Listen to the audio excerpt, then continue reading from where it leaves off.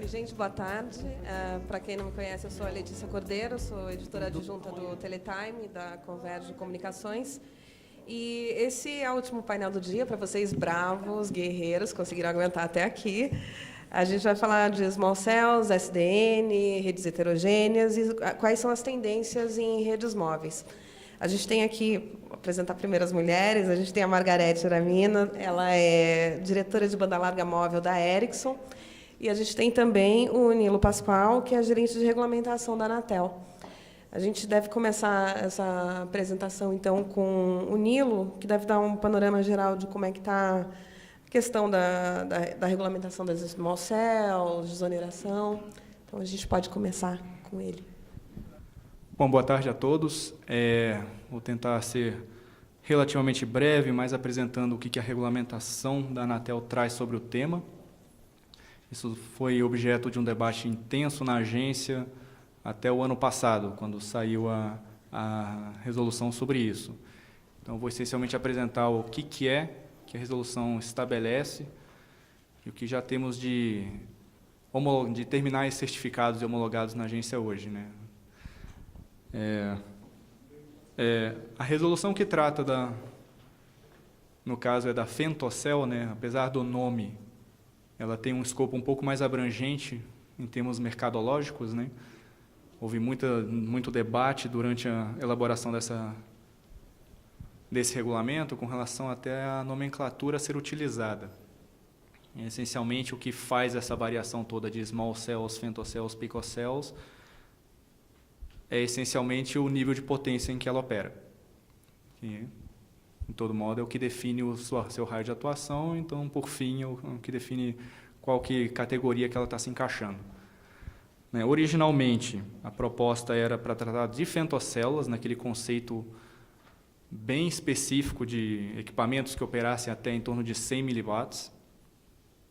Então, por isso, do conceito original trazer o nome de femtocélula, isso foi evoluindo ao longo do tempo.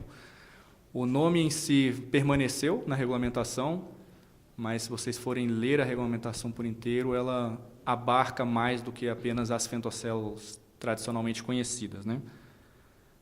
A resolução é a 624, né? Ela foi aprovada em final de outubro de 2013.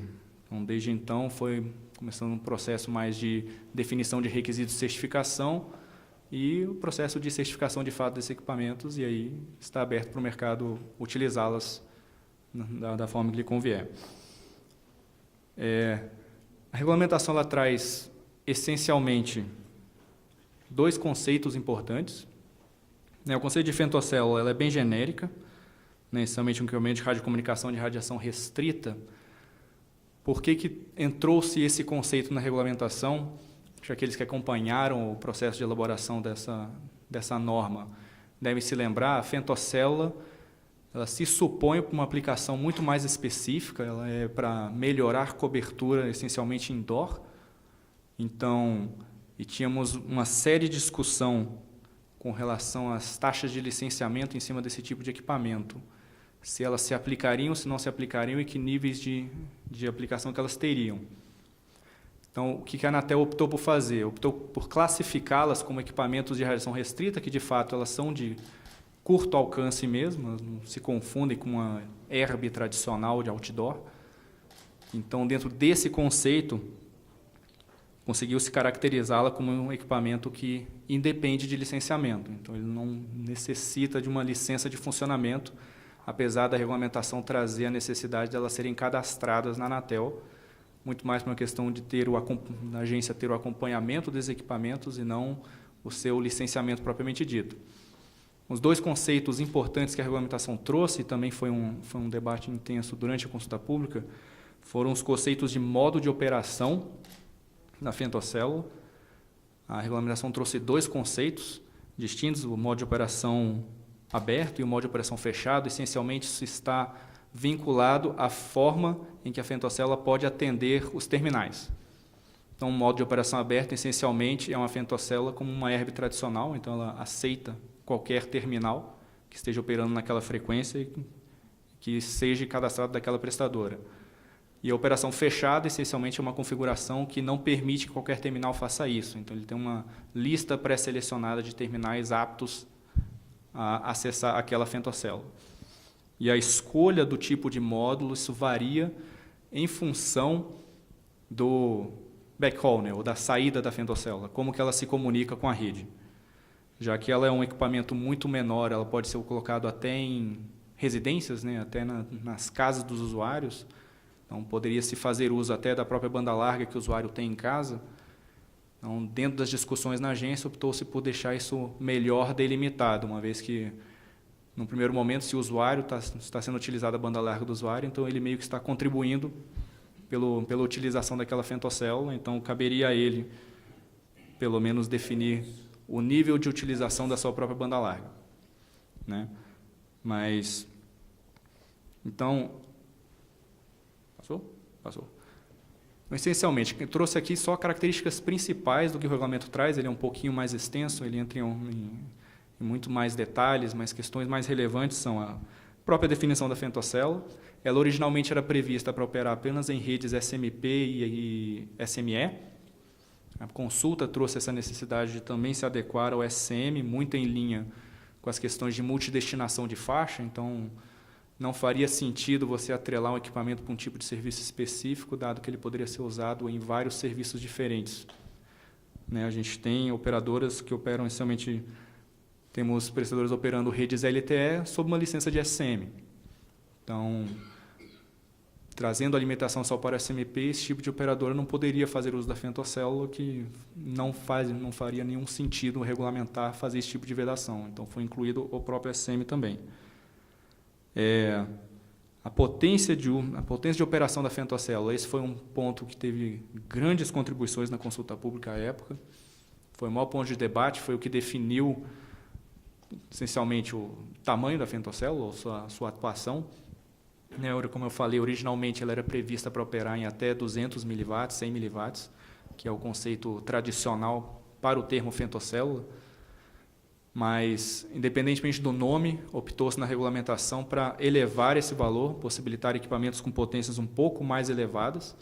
Tínhamos contribuições na consulta pública de até 5 watts.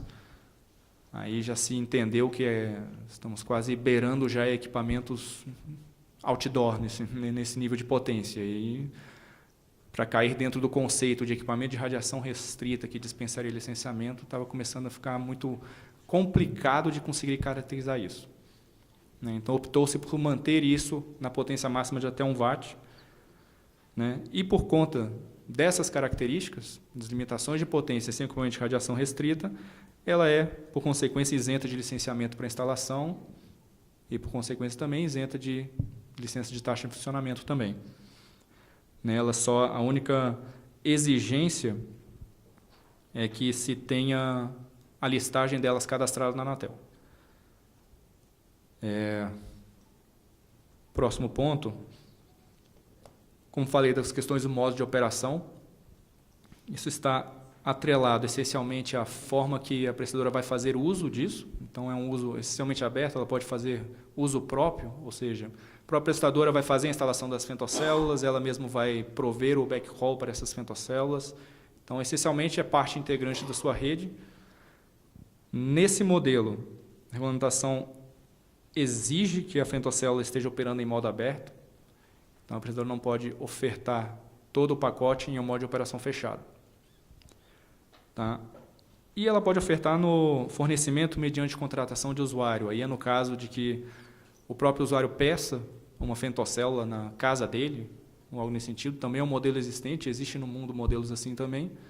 Na prática, ele estaria disponibilizando sua própria banda larga para fazer a conexão da fentocélula. E nesse cenário, aí caberia ao próprio usuário definir o seu modo de operação. Ele poderia deixar aberta a fentocélula para todos ou só para terminais pré-configurados de escolha dele, uma vez que é a banda larga dele que está sendo usada para fazer a conexão com a rede. Tá? Em ambos os casos, isso era um ponto importante também, passou por um debate complicado, com relação a quem cabe decidir a instalação da fentocélula.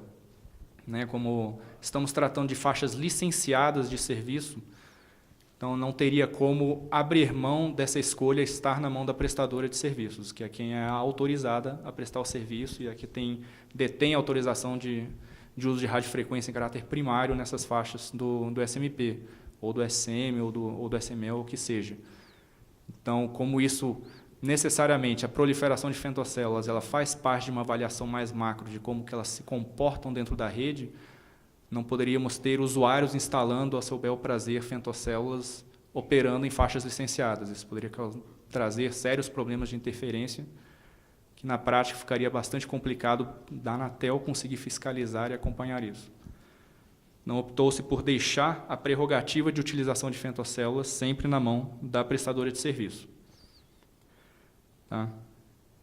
Um último ponto, esse regulamento ele já existe há essencialmente quase um ano, né? O que temos na Anatel já são 7 equipamentos homologados. Para isso, os requisitos de certificação já estão publicados, disponíveis no site da Anatel. Eu ainda estou sem dados sobre a sua efetiva utilização. Não tive tempo de coletar essa informação ainda até antes dessa apresentação. Mas, em termos regulamentares, é esse o ponto que a gente está hoje. Era mais ou menos isso que eu tinha para apresentar. Bom, eu acho que agora a gente pode passar para a apresentação da Margarete. Tá legal. Boa tarde a todos.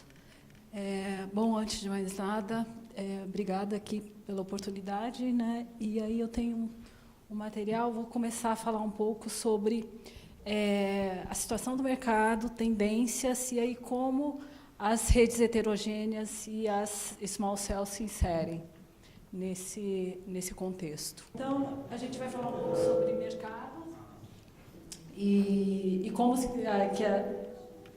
que as small cells se inserem nesse contexto.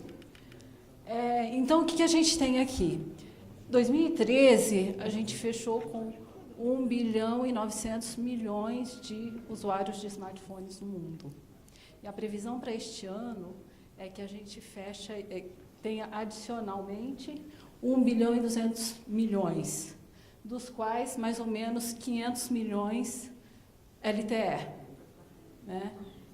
Então, é realmente muito forte esse crescimento, né, de usuários de smartphones. E esses são dados do primeiro trimestre deste ano. Né, a quantidade de usuários de Facebook, de WhatsApp, 500 milhões, né, foi quando o Facebook adquiriu aí o WhatsApp. Então, é cada vez maior o número de usuários e o uso também, né, de acesso à internet. Aqui a gente tem previsões para 2019. Né? Então, aqui são dados do Mobility Report que a Ericsson publica 2 vezes ao ano. Então, esses dados são do relatório publicado em junho deste ano. A previsão é que, para 2019, a gente chegue aí, mais ou menos, mais de 5 bilhões de usuários de smartphones, 5,6. Dos quais, o que a gente vê também como tendência? Né? Vai quadruplicar, na verdade, o uso por usuário, a quantidade de uso por usuário, né, fazendo com que o tráfego se multiplique por 10 em 2019. Isso porque a gente vai ter também um crescimento, né, da quantidade de usuários de banda larga móvel. E o que a gente vê também é que hoje, né, a tecnologia dominante no mundo é GSM. Mas a gente já vê uma rápida migração do 2G para o 3G e dos usuários 3G para o LTE. Então, há uma adoção muito rápida, né, da tecnologia LTE no mundo. Se a gente for ver, hoje no mundo tem mais de 250 milhões de usuários, de assinantes LTE. Sendo que mais de 70% desses usuários estão, basicamente, em 4 países: Estados Unidos, Coreia e Japão. O Brasil, né, dados que a Anatel divulgou aí recentemente, em julho, a gente fechou aí com 3.700.000 assinantes, né, de LTE. E se a gente for considerar de banda larga móvel, mais de 120 milhões. E o que a gente vê também, né, esses são dados de 2013, são medições que a gente fez aí através de colocando aí probes nas redes para ver que tipo de aplicativo é o que se mais utiliza, né? Então a gente vê que 40% do tráfego de dados móveis são gerados através de aplicativos de vídeo, né? Então, quanto melhor a experiência, né, quanto maior a velocidade que se dispõe, né, então mais os usuários utilizam o serviço, né?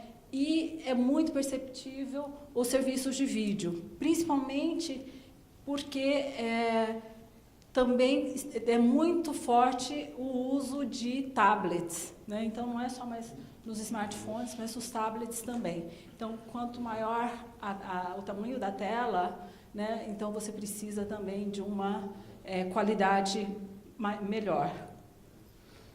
E uma outra coisa interessante para se notar aqui é que, em 2019, esse mix, né, de aplicações se mantém, né? Então, a gente vai ver que vídeo vai continuar sendo, né, a maior fonte aí de aplicações que vão gerar mais tráfego, né? Vai até aumentar essa porção, aumentar para 50%, um pouco mais de 50%.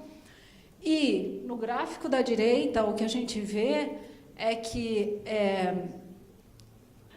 esse mix, né, o comportamento de um usuário 4G é muito similar ao de 3G. Por quê? Porque, na verdade, para o usuário, ele não sabe, assim, ele sabe que está usando a banda larga, mas não necessariamente se está no 4G ou no 3G. Então, se ele está lá na rede 4G e se passa por uma região, uma área geográfica, onde não existe ainda, né, a cobertura 3G, ele vai continuar usando os mesmos aplicativos. Então, é muito similar.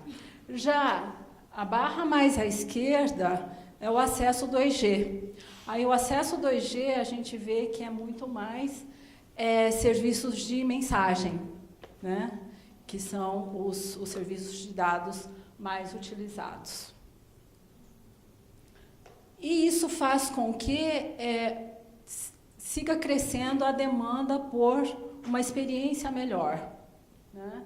Então, o que a gente viu no gráfico anterior são aplicações de vídeo, aplicações de redes sociais, né, onde hoje não é só troca de mensagens, né? As pessoas, a gente também envia vídeos, envia fotos, né, através dos serviços de mensagem, seja do tipo WhatsApp ou o Messenger do Facebook, né? Serviços de vídeo, né, do tipo de streaming, né, do tipo Netflix. Então, as pessoas utilizam não só através dos seus PCs, mas também dos seus smartphones, né, porque a tendência é que as telas